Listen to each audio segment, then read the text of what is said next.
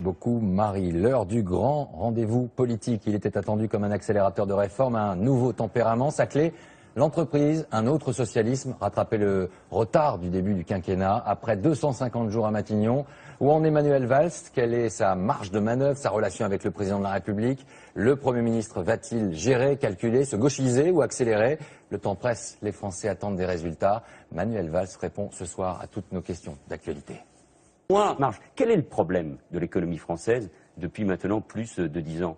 C'est le fait que nos entreprises sont beaucoup moins compétitives. Nous avons perdu du terrain par rapport à d'autres grands pays, les pays émergents, la Chine, le Brésil, l'Inde bien sûr, mais d'abord par rapport à notre partenaire le plus proche, l'Allemagne. Et nous sommes en train de rattraper ce retard. Mais comment le faire?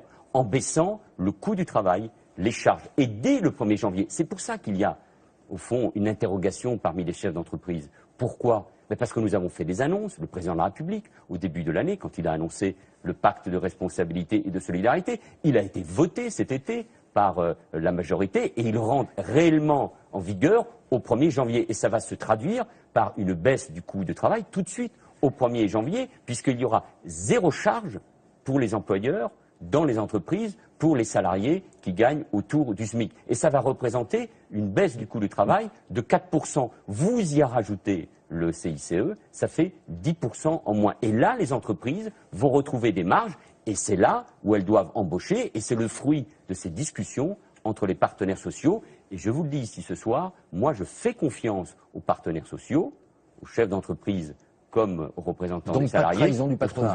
Mais ce que je demande au patronat, c'est d'être comme chacun d'entre nous à la hauteur des responsabilités et de ne pas en permanence jeter dans l'arène des débats sur la suppression de l'ISF, sur la suppression du SMIC ou je ne sais quelle autre proposition qui donne le sentiment aux partenaires sociaux et notamment aux salariés que les choses n'avancent pas. Moi, je pense que nous allons avancer et que le pacte va être une réussite, pas pour le gouvernement, pour le pays et pour les salariés.